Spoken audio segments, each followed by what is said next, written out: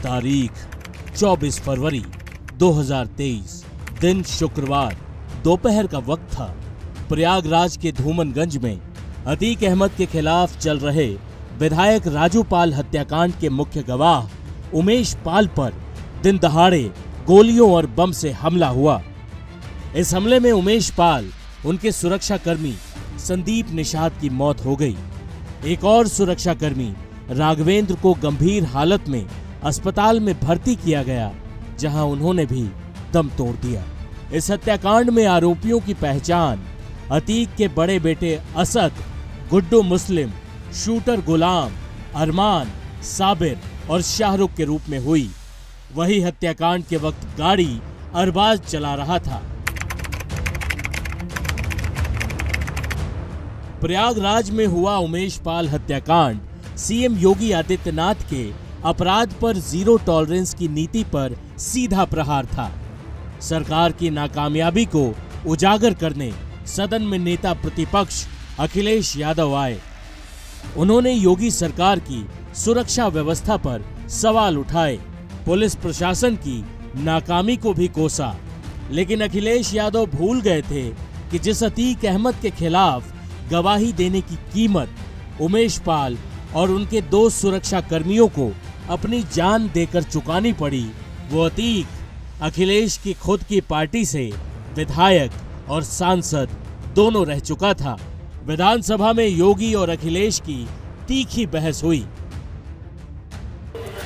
इलाहाबाद जैसा महानगर, जहां हमारा हाई कोर्ट है, न्यायालय है, माननीय न्यायालय हैं, और वहां पर इस तरीके से शूटिंग हो रही हो, दिन दहाड़े गोलियां चल रही हो, बम चल रहे हो, धुआं उड़ते हुए देख रहे हो, और मुख्य जो गवाह है उसकी हत्या हो जाए, अधिवक्ता की हत्या हो जाए, सुरक्षा जो कर्मी थे उनकी हत्या हो जाए, और आखिरकार पुलिस क्या कर रही उत्तर प्रदेश में?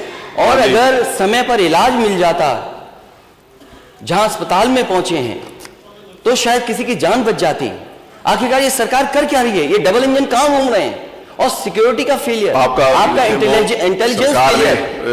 अध्यक्ष महोदय, आपके माध्यम से नेता सदन से ये चाहता हूं कि सबसे पहले आप जीरो टॉलरेंस से शुरू करें। हमें उम्मीद है कि आपका अगर जीरो टॉलरेंस है, शूटिंग हो रही हो, बम चल रहे हो, क्या कोई फिल्म की शूटिंग के लिए आप ये करवा रहे हैं क्या? क्या ये सच नहीं कि जिस अतीक अहमद के खिलाफ पीड़ित परिवारों ने मुकदमा दर्ज कराया, उसके परिवार के खिलाफ, वह समाजवादी पार्टी के द्वारा पोषित माफिया है, और उसकी कमर पर तोड़ने का काम हमारी सरकार ने किया है। और फिर मैं कहता हूं इसे हम इस माफिया को मिट्टी में मिला देंगे। सरकार किसकी है? सरकार किसकी है? गफलत में हो, ये माफिया है, इनको मिट्टी में मिलाने का काम करेंगे। अब सीना चोरी करने का काम कर रहे हैं। और मैं फिर इस बात को कह रहा हूं कि माफिया कोई भी हो, सरकार की जीरो टॉलरेंस की नीति है, और उन माफियाओं के खिलाफ मिट्टी में मिलाने का काम उनको हमारी सरकार करेगी, पूरी मजबूती के साथ उनसे निपटने का कार्य करेगी। लेकिन चोरी और सीना चोरी दोनों नहीं चल सकता। योगी ने विधानसभा में अखिलेश यादव के साथ साथ माफियाओं को 2 टूक संदेश दिया था। माफिया को मिट्टी में मिलाने की कसम जो सदन में सीएम योगी ने खाई थी, उसे अंजाम देने में यूपी पुलिस और एसटीएफ ने दिन रात एक कर दिया। माफिया के गैंग के मिट्टी में मिलने की पूरी टाइमलाइन हम आपको बताते हैं। 24 फरवरी को इलाहाबाद यूनिवर्सिटी के मुस्लिम हॉस्टल से छात्र सदाकत खान को गिरफ्तार किया गया। सदाकत के कमरे में ही उमेश पाल हत्याकांड की साजिश रची गई थी।